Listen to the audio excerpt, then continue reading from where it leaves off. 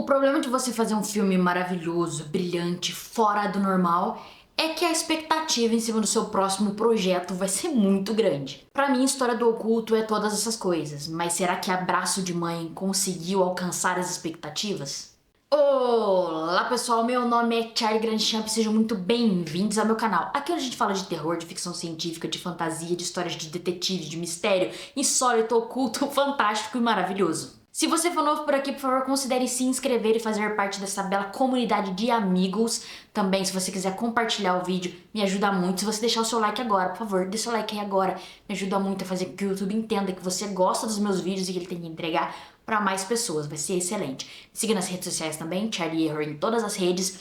Vocês vão fingir que eu não estou com essas espinhas horrorosas na cara. Deixei até a câmera mais longe um pouquinho hoje, para ver se dá uma disfarçada. Mas vamos lá, gente, vamos pro vídeo. Abraço de Mãe é o novo filme do diretor argentino Christian Ponce, que, como eu disse, né, ele foi o responsável por dirigir em 2020 o filme História do Oculto, que conta, né, a história dessa transmissão jornalística super bizarra e mistura umas coisas esquisitas que vão acontecendo, umas conspirações, e a coisa vai ficando cada vez mais esquisita e é um filme fantástico. O filme é estrelado pela maravilhosa, fantástica, ninguém acima dela, Marjorie este ano. Ela é a Ana, que é uma bombeira, que carrega esse trauma terrível de infância. A história se desenrola ali mesmo quando ela e seus companheiros de equipe, né, do esquadrão de bombeiros são chamados para esse asilo que tá assim, caindo aos pedaços, mas tá no meio de uma tempestade e eles precisam evacuar o local, porque a coisa tá feia, a situação vai ficando cada vez pior e se eles não saírem dali vai tudo desabar. Mas as coisas no asilo vão ficando cada vez mais estranhas e aí vocês já sabem, né? Vai ter uma confusão. Abraço de Mãe tá sendo distribuído aqui no Brasil pela Netflix, então você pode entrar nesse momento na Netflix pra assistir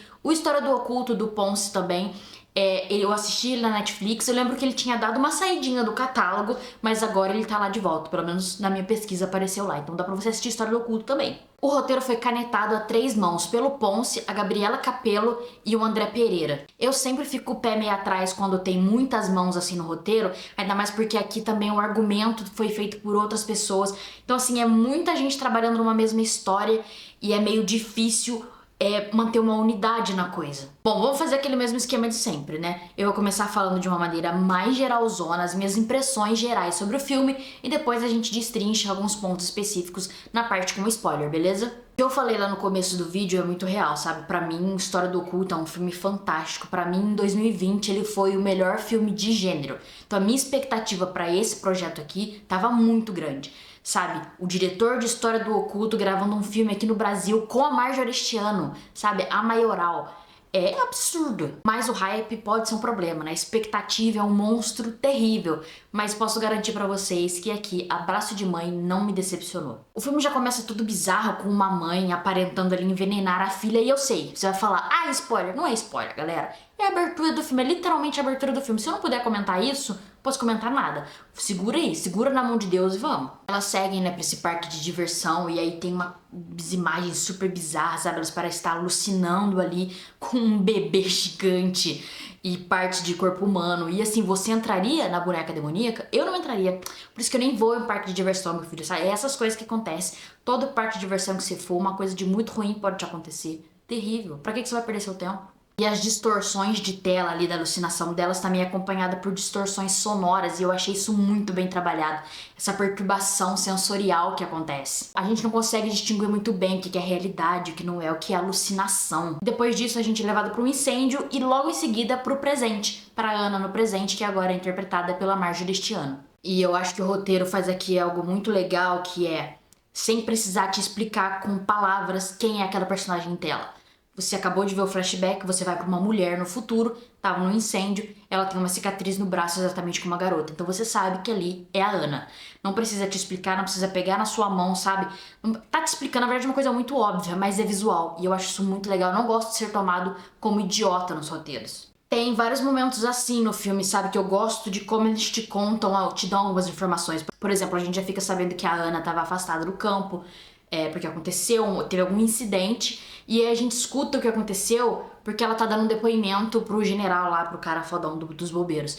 Não precisa te levar pra um novo flashback. Tem uma cena assim, um flash mesmo, mas não precisa te jogar pra outro flashback. A gente acabou de ver a história dela no passado. Se mandar a gente pra outro flashback, vai virar uma confusão, virar Lost. Eu falei que tive medo do roteiro ter muitas mãos trabalhando ali, mas eu acho que o Pons, como diretor, conseguiu, como diretor e roteirista, né, ele conseguiu administrar muito bem ali. Até quando o filme despiroca de vez, assim, fica uma loucura gigantesca, ele mesmo assim não toma o espectador pra besta, sabe? É o tipo de filme que agora deve ter já vários vídeos te explicando o final, o que você não entendeu sobre o filme. Não é o tipo de vídeo que eu gosto de consumir, não é o tipo de vídeo que eu quero fazer, e não é o tipo de vídeo que você vai encontrar aqui. Citei, né, o trabalho de som um pouquinho antes aqui, e eu acho que tem algumas coisas de som nesse filme que é realmente fantástico. E ter assistido ele, eu assisti no Netflix, né? Mas eu sei que teve algumas exibições no cinema e deve ter sido uma coisa fantástica.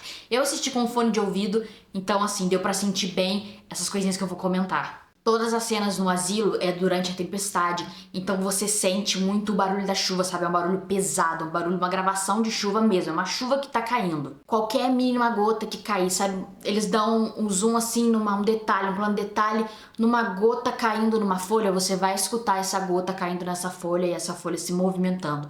Então você sente através do som o quão molhado, o quão úmido tá aquilo ali. O trabalho de som é tão bacana, é uma coisa tão assim que eu notei tão forte, que teve uma cena em específico do som que eu não curti e sim, me incomodou muito. Foi a minha única experiência ruim com o filme. A Ana tá falando no rádio, ela tá nervosa ali, toda afobada, e aí tá lá aquele barulho pesado, ela, como eu falei, ela tá ofegante, ela tá ali no meio da chuva e você escuta todos esses detalhes, e aí o som que tá saindo do radinho dela lá do rádio, da escuta que ela tá falando, é completamente limpo.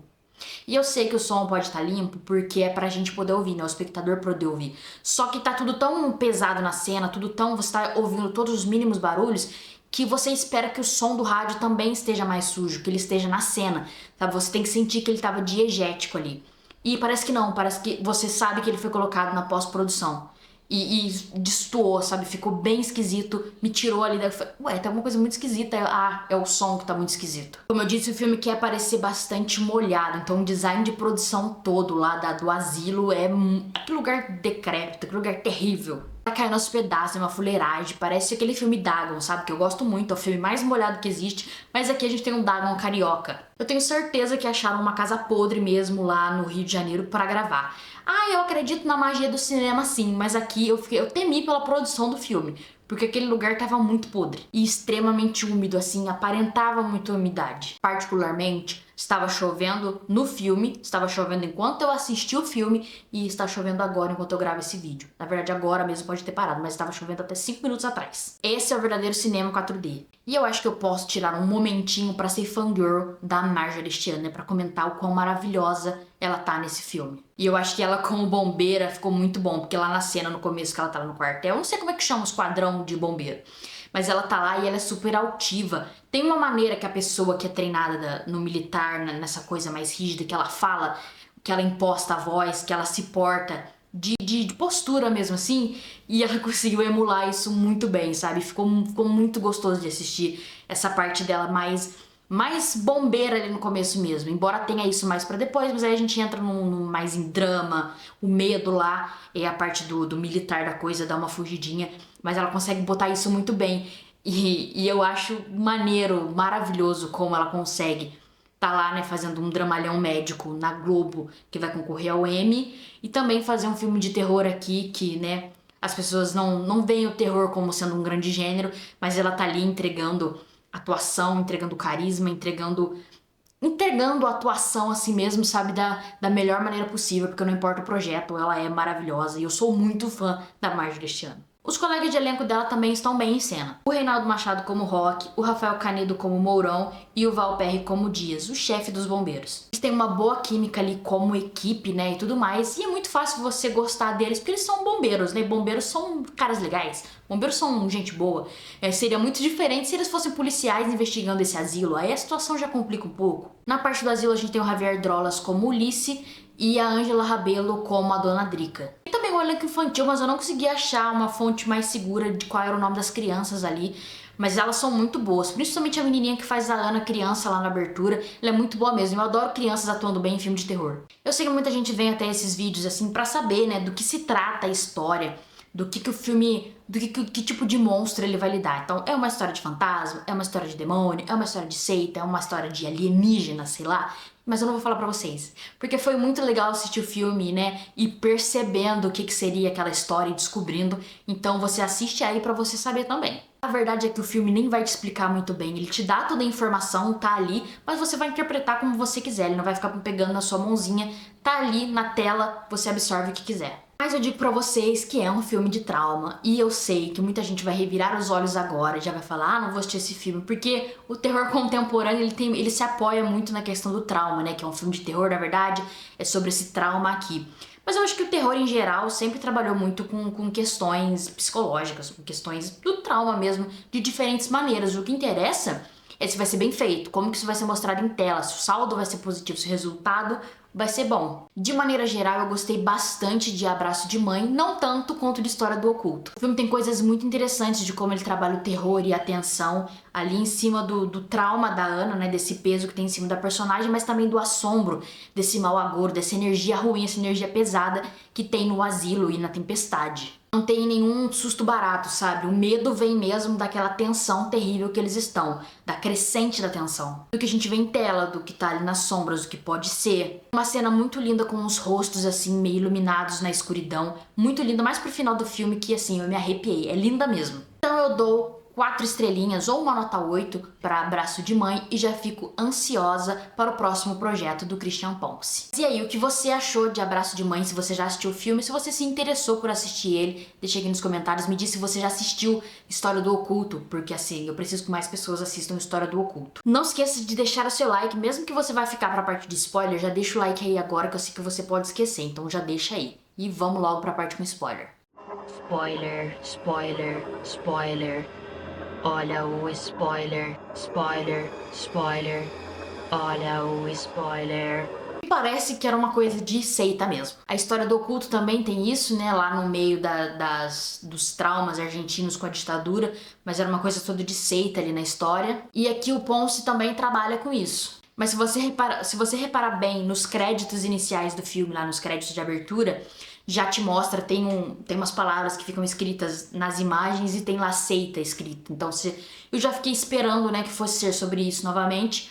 Eu gosto de reparar em crédito, eu acho lindo o crédito de abertura. Como eu já falei na parte sem spoilers, eu curti realmente muito a cena de abertura lá, né, com a mãe da Ana envenenando ela, depois levando ela pro parque.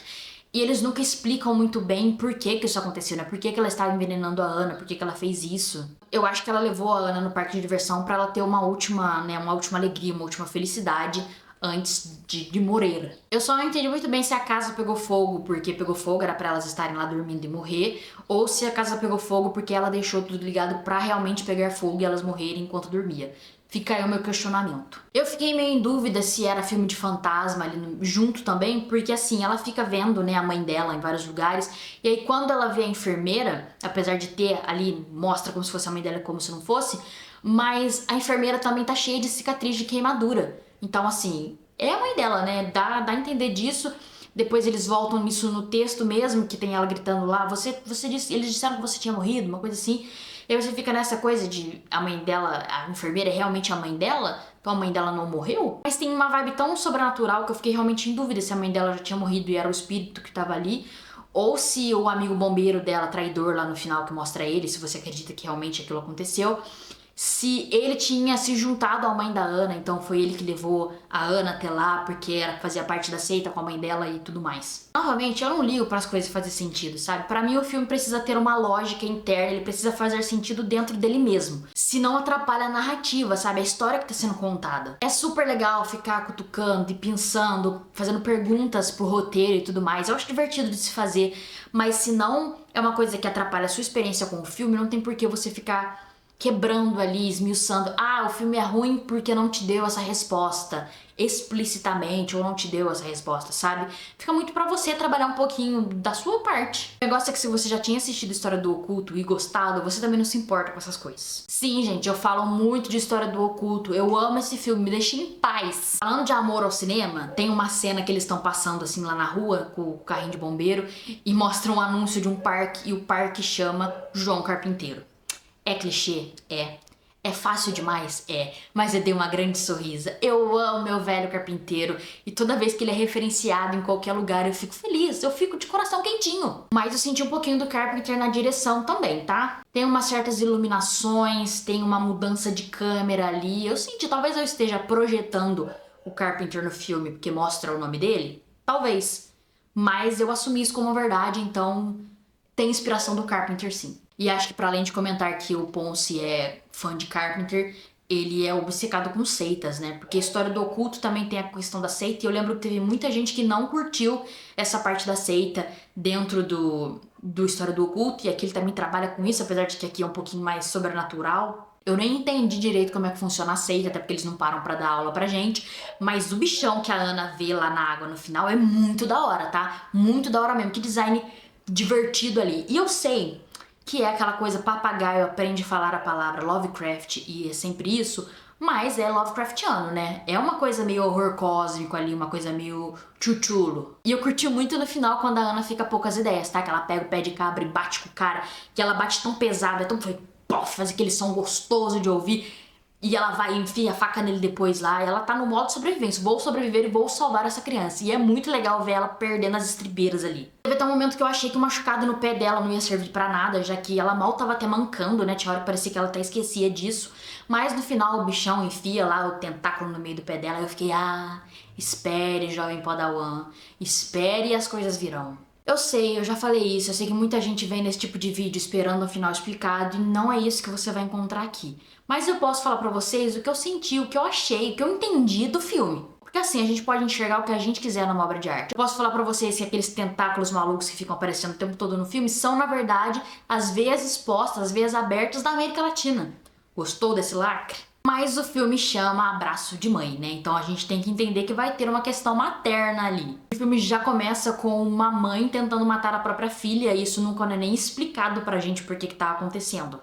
A gente vê que a Ana sofre com isso, mas ela meio que compartimentou ali a coisa. Então a mãe dela morre, mas faz 20 anos que ela não vê a mãe dela, e ela fala que não tá nem de luto. E aí eu até me pergunto novamente a ligação da mãe dela com o amigo traidor, né? Porque quem conta pro chefe dela lá que a mãe dela morreu foi o cara no depoimento.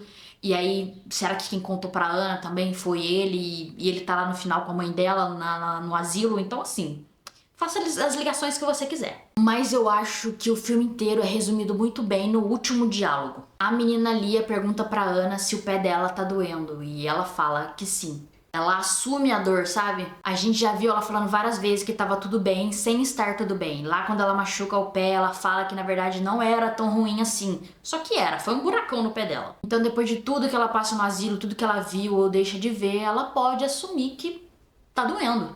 E agora a vida segue, né? Agora é levar pra frente com a dor andando junto. Claro que cada um pode entender o que bem quiser. Você pode ir atrás de mensagens políticas, de críticas que talvez tenham no meio do filme, mas você consegue fazer a leitura que você quiser dentro dele, dentro, né, do cabível.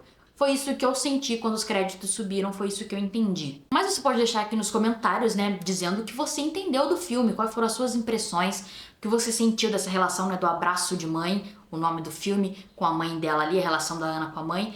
A gente pode conversar sobre isso. Aqui eu quero criar, se eu tenho esse canal para conversar com as pessoas sobre as coisas que eu assisto, as coisas que eu leio. Então, por favor, deixa aqui nos comentários, né, o que você pensou sobre o filme. Deixa o seu like se você ainda não deixou e até o próximo filme. Beijos!